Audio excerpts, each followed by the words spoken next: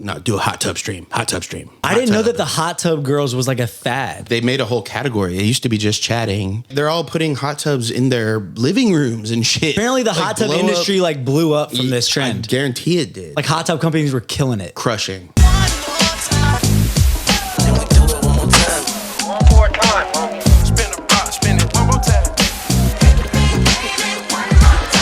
This is the debut of One More Time show. Oh, shit. One more time. Are we actually podcasters or are we just interviewers? We're going to find out after this. Yeah. This will be the test. Shout out to our sponsor, by the way, White Claw Hard Seltzers. We love you guys over there. Shout out to Jen at White Claw.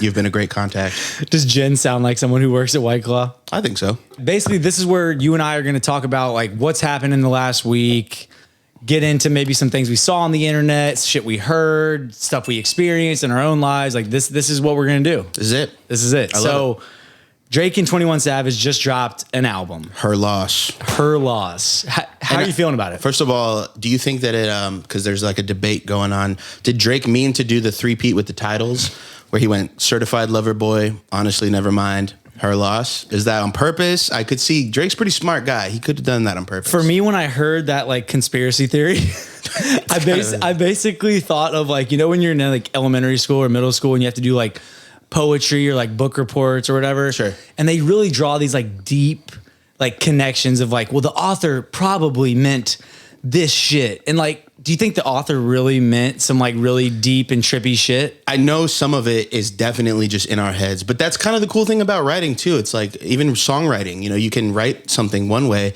and someone can interpret it a whole different way. And if it works for them and it's cool for them, then what's the big fucking deal? You know, that's very true. So is it Circo Loco? Yeah, that's our new. That's our new One More anthem? Time anthem. Yeah. Shout out to Drake. He called us and he was like, yo guys, I'm thinking about doing a One More Time, you know, flip. Is that cool with y'all? He didn't even call Daft Punk. He called us. He called us. But no, so the interesting part that I found was that 21 Savage recently came out and publicly said that he would beat anyone from the XXL freshman class that he was a part of, 2016, I believe. He said that he would beat any of them in a versus battle. That's like the recent smoke that Savage came out with. I'd have to see who was in that class. All right, I think that's very possible. I'm going to bring it up. Look it up. It was Anderson .Paak. It was Savage. It was Kodak Black. Ooh. It was Uzi Vert. Ooh. It was Lil Dicky. Shout out Dave. Shout out Dave. It was Dave East, Denzel Curry, two Daves, G Herbo, Lil Yachty. I mean, it was. Is that the greatest freshman class of all time? It was amazing. That's an amazing class. But so, do you think Savage would beat any of them in a versus battle? Like, I might give Uzi his best competition. Is that the one you want to see? Uzi Savage would be like kind of off the cuff. Yeah, that'd be a weird, like, you know, people wouldn't normally link them up. They're kind of in different lanes, but it would be an interesting battle. I'd love to see them in versus. Yeah, I just love the spirit of competition in hip hop. Yeah. So like when anyone's throwing shots, and Drake threw multiple shots throughout the album, I was pleased to see 21 come out and, you know, kind of just throw that smoke out there. I think that was like part of the rollout. I think in the rollout meeting they were like, all right, we're throwing shade. Yeah, let's start as much beef as possible with this album. People out. We're going for it. You know what I mean? I just think it was cool that like coming off of Drake and his, you know, more dance influenced, you know, project. Well, they had the hip hop song at the end. Jimmy Cooks was not dance. That was the one weird one. Exactly. But then I think he's just so smart with how he moves, bro. Absolutely. The fact that he came with like heaters. I mean, Her Loss is fire. I don't know if you've gotten through it. Yeah, I have. Yeah, I absolutely have. It was great. It's a good album, bro. I think trap music needed this album. Like, and I love that they didn't, you know, it could have been very bland. It could have been, you know, trap beat looped over and over. Drake, you know, does a hook. 21 does his bars. It could have been very bland. And I think they like they actually sounds like they spent some time to make it kind of interesting. You know, yeah, I mean, there's some beat swishes, there's some pitching, some voice pitching, there's some skits, there's like stuff you wouldn't expect, which keeps it interesting, which I appreciated. Yeah, I mean, it's been a while since I've like willingly wanted to dive through a project, bro. I'm not gonna lie. Is that sad? Like that this year I haven't really, as a music person, nothing's like stuck out to me that I've like, except for the people I know, obviously, like Suave drops, I'm listening to it. You know, people that have been on the podcast, of course, like I'm diving in, but just from like the, you know, top dogs that are dropping, like it feels like we slowed down a little bit. It was the first one that got me excited to actually like dive in and give it a full listen. You know, I was just like getting shit done around the house, like scrubbing the fucking bathrooms and like listening to her loss, you know. Shout out to my wife putting me to work. Is it like an album of the year, kind of the hip hop album of the year for you? I guess JID also was another one that I was super excited to dive into. And shout out Forever Story. Yeah, and that did not disappoint at all. Yeah, for sure. So speaking of Yachty, who was on the 2016 XXL Freshman that we talked about, he recently did a Full Send podcast interview that I listened to, and he talked about the reason why he stopped streaming on Twitch, because he was actually like starting to kind of go crazy on Twitch. He was like spending hours and hours streaming live. Sure. He said he stopped streaming because he felt too accessible. He felt like he was just another dude on the street, like that his fans had too much access to him, and he was losing that like star power mystique. Like, how do you respond to that? I think that's whack as fuck. Speak on it, bro. Speak on it. The entire game of making a career as a musician is building a community of people who will buy your merch, come to your shows. They just fuck with you genuinely. So how could you ever discount access? Like access to your fans is, to me, that's the most important thing. You're talking about relationships with the people that appreciate what you're doing the most. So why would you not serve them to the highest level? You know what I mean? I think that's doing them a disservice. There's something to be said about, like, yeah, back in the day, people were mysterious and they're cool people, and you don't know what they're doing, and they're hard to reach, and that made them cooler. And I still kind of see that, but these days, the shit that's hitting is people doing TikToks and, being themselves and being real. So I just love the young boy example of just like flooding the market with content at all times. And I mean, he's an interesting one because he's YouTube based. Yeah. So there's literally an article. Let me pull up this article right here. It is let's see, best-selling artists by album units this year. And number 3 is NBA Youngboy. And what do you notice about number 3 that's different than everyone else? There's no link. There's no @ He doesn't have like social media like that, bro. He's not on social media. Damn. So he is a weird one that's been like, okay. He doesn't have a Twitter. He doesn't have an Instagram. He flooded YouTube. Yeah, who was 2 and 1 on that list, by the way? Shout out T Swizzle, number 1. Swifty and Swifties. And Drizzle. Swizzle and Drizzle. Swizzle and Drizzle. Number 1. No, I just thought it was interesting, man, because we always talk about like content. Like we live in this, content world where you should be producing just like an insane amount of content, right? And just to your point, giving your followers and fans like access to everything that you're doing. They should know when you're taking a shit, right? They should. Let them know. They want to know when you're taking a shit. They're actually interested, people. For me, the only reason I would agree for him like to scale back, right, would be if it was like impacting him in a like mental way or something, like if it was just too much, right, and you needed like a mental health break. Because I mean, I was just listening to another interview about like Twitch streamers, man, like they go to work and they're streaming for like 12 fucking hours a day. For sure. And that can take a toll. The crazy story is Amouranth on Twitch. I was just listening to Jen Fox. Who was Jen basically Fox? Amaranth's like partner in crime of doing like the most ratchet shit you can possibly do. Jen is actually Twitch. a good musician. Shout out to Jen. If you ever want to come on the podcast, you're in Atlanta, baby, hit me up. Good musician. Yeah, that's why people subscribe to the OnlyFans. The point is, she allegedly has a husband like that she wasn't even promoting, that she was fucking married. Completely hiding it. Separate houses, bro. And he's running separate houses. There you go. But she bought him a house. That's wild. She bought him. Yeah, of course. She bought him a house. To give the facade for real. Yes. I just listened to the. If people knew she was married a long time ago, would she have been making $1 million a month? Probably not.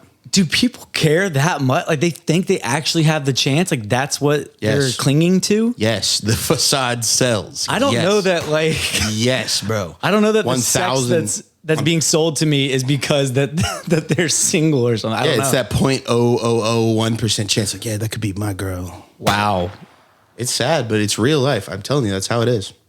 Damn. Yeah. I mean, that would be like the only way I would give Yachty, like, I think it just sounds like a lazy take in my mind of like, oh, you didn't want to continue to like build brand and build a fan. I don't know. I mean, but once again, shout out to Amouranth. She just wanted to do what she did. She likes horses. She wants to like do IRL streams, with the horses. She wants to play the games that she wants to play. And her husband's like, no, do a hot tub stream. Get in the I didn't know that the hot tub girls was like a fad. Like it was like a thing. It became a whole like movement. It became like what do they call it when it's like a strategy to get to the winning of a video game. It's like there's a word for it. Fuck. It's the meta. It became like a Twitch meta. Yeah. Is the hot tub shit. Like they made a whole category. It used to be just chatting. We're just talking. And then it became a category. There's literally a category on Twitch now. It's hot tubs, beaches, and pools. Wow.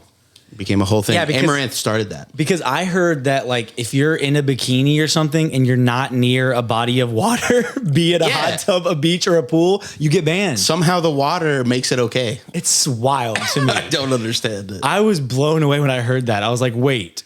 So so they're doing like kiddie pools and shit, bro. Well, just to get away. They're all putting hot tubs in their living rooms and shit in their bedrooms. Apparently, the hot tub industry like blew up from this trend. I guarantee it did. Like hot tub companies were killing it, crushing. That was amazing to me. I was like, you see a spike in the hot tub sales, and you're like, what's going on here? Like, it's just people are it's Twitch. All these Twitch streamers need a hot tub in their bedroom, their fucking bedroom. That's wild. They're in the bedrooms.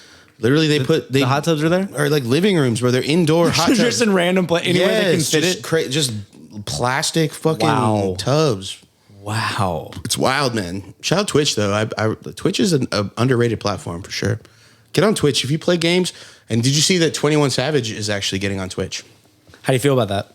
What's he gonna do? So is he gonna be a hot tub girl?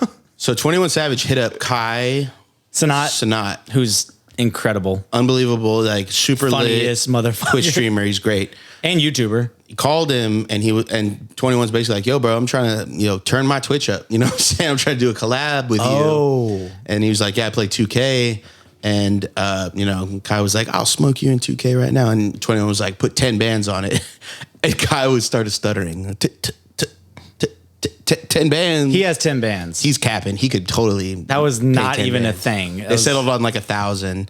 But I think that's a mutual thing, though. They can both kind of come up from that relationship. Like Kai's big on Twitch. 21's fucking 21. They come together. They both kind of rise together. So the thing I love that Kai Cenat has done is he does the telling your favorite rapper that his music is trash to his face. I don't know if you've seen these. Like he'll like have them on and curate this fake podcast where he like does this like bit that's like an interview at first, and he's like, "Yo, man, like let's hear the new shit, bro." And like they play it, and he's like, "Bro, that shit is whack." Like and he just goes on. Like I think he had like G Herbo on recently or something, or I don't even know if it's recent. I never know what YouTube's serving me up if it's like 2 years old or fucking a month old for sure. But yeah, I was like that is genius. So Kai's crushing it. Shout out Kai, man. Yeah, Kai, you live in Atlanta. We'd love to have you on the podcast, my guy. He does. He's in Atlanta, bro. Let's make it happen. Let's go. Should we get into the influencer interviews? What do you think? He's close enough to music, I think. Yeah. He's like a bystander. And let's not box ourselves in, bro. Let's be the next. One More Time is the next Joe Rogan. If we're chasing clout, we got to get the influencers on. Don't say that out loud, but absolutely, I agree with you. if we want views, we got to get Kai Cenat and the likes of him on. Kai is in the A, bro. Come through. For sure. So I was calling you, bro. Like a few nights ago, I left the studio, right? And I wanted to tell this because I was calling you. Because I literally am driving down like a really main road. Like, granted, it was maybe like 9, 10 p.m. Like nothing crazy late in the middle of the night or anything, right? But, still whatever. Not what road? Jesus, Henry, trying to put me on blast here. I mean, people in Atlanta might respect it. Like Claremont Road. It was Claremont Road. It's a staple in Atlanta. It is. Anyways, yeah, so I'm going down Claremont Road and, I see like flashing lights, but not like car headlights, right? Like I'm seeing like clearly what looks like a flash from a camera. And I'm like, what the fuck's going on? So as I drive by, I kind of slow down to see what assumedly is an influencer, rapper, artist, whatever, right? Like dressed to the nine, iced out, doing a photo shoot in the middle of the road. So like the oncoming lane? Like I'm going this way. He's standing over here getting photographed in the middle of those lanes, right? It's like a 4-lane road, 2 on each side. He's standing in the middle of those 2 lanes. My thought process is like, how far are we going, bro, to get the shot? let's be real. Like a lot of times on the podcast, we talk about like people that do you really fucking want it or not. This guy obviously wanted it. He wanted it bro. so He wanted badly. it. That's a guy you want on your team, right? He's willing to risk his life in traffic. The photographer's back is to the incoming traffic, though. At least he could see like that the cars are coming. He could get out of the way. I don't know, like if she. So there were no cars coming for like at least a solid 15 seconds of me driving past. There was nothing. I was like, oh man, God bless him. Like, yeah, lucky as hell. Yeah. But then there was like 10 cars coming, and I wonder how it played out. Like. Yeah, like I didn't hear anything on the news, about like, artist and photographer killed on Claremont Road. But like I was expecting something. I don't know, man. It just made me wonder, like, how far are we going? I mean, I think to get the photo, to get the content. Look, if you want it that bad, I think you'll stand in traffic. I think that's the least of your worries. Like if you want it, that is something you will do. Now, whether what's that the craziest shit you've done to get some content? Do you have anything like that? Or are you just not going hard? Do you just not want it hard enough? We did illegally rent a police car, and I dressed up as a cop, and we rode it down the street. Damn, you're right. We did do that. We should cut that part out. Yeah, we're definitely not going to link to the company that rented it to us, but we did. It was a fucking dude. It was a guy with like a cop car rental Instagram handle. That I don't think he had an LLC at all. No. He did like forewarn us that like, yo, we should probably not. He was like, don't leave the gas station parking lot. Yeah. And we're like, all right, bet we're about to leave the gas station parking lot and ride down the road with the lights on, making noise. Like the main road where we were at too. But shout out to him, man. Yeah, he hooked it up, man. And then I think we like asked him if you could jump in the pool in the uniform, and he just was having such a good time that he was ready to just. I think he wanted to charge extra for the dry cleaning. But I don't know I don't know if they actually. Did you get that bill? I didn't. Okay, shout out the artist. Shout out East, we love you. Let me ask you this. The Astros just won the World Series last night.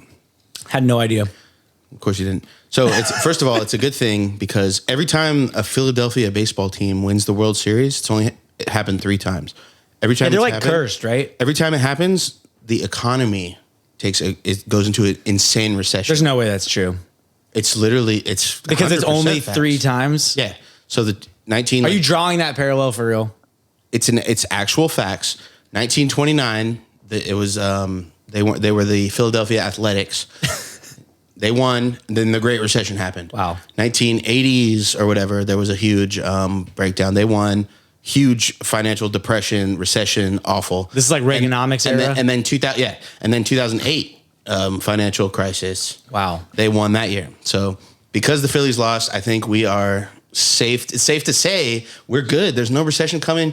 Buy calls, long calls, leaps, get in that stock market, buy crypto, fucking get it in right now. The Phillies lost. We are golden, baby. Investors are going hard right now. This is the time to buy, baby. Let's fucking get it. Wow. Let's go. Do you like you're buying that? It's obviously like a stupid comparison, but yeah, I mean, kind of, like, sort of. I'm honestly kind of buying. My point that I was getting at is, yeah. I was like, that's a random fact, but I like it. What I was getting at is Mattress Mac. I don't know if you've heard of. You probably haven't heard of Mattress Mac. Is that an artist? No. It sounds like a rapper. Mattress Mac, old dude. He owns like a furniture store in Texas. He bet on the Astros to win the World Series before the season started. He got like 10-1 odds. He won the biggest. It's the biggest sports betting win in the history of legal sports betting. All right, let me guess how much. Go ahead. I'm going 50 mil. It's not a bad guess. $75 million. Holy shit. Spread across like 3 different bookies.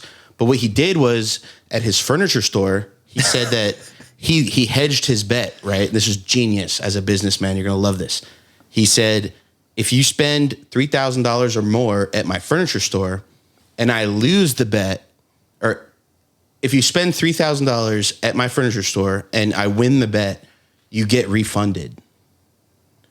So he won the bet, but now everyone that spent $3,000 plus, he has to refund them. But he's got 75 mil. But he's got 75 million. Cares? He's still on top. But he brought all the business to store. Exactly. If he lost, then he had the best year in sales everyone he's ever just had. paid for their furniture and he made a bunch of money. Wow. Isn't that fucking smart? That's a genius marketing plan. Dude, Mattress Mac, look at this old fucker.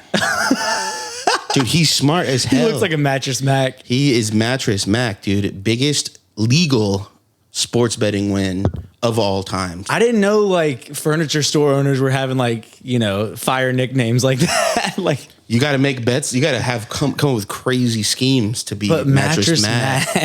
Dude, he's fire. Yeah, he killed it. Wow. Last night it just happened. He won before the season started. Bet on the Astros to win it all. Man, he's really lucky that like he sells mattresses and his name starts with an M. That was like a really great, like, you know, circumstantial. Worked out. Yeah. You think he hired like a marketing person to like come up with that for him? Do you think he changed his name to Mac to support the name? His name's Jimmy. No. His last name. Wait, it's not actually Mac. His last name is like Mix something. This story's falling apart here, Henry. His last name is Mix something. So that's where the Mac comes from. Henry, I'm not sure how we did. We talked about a lot. We killed it.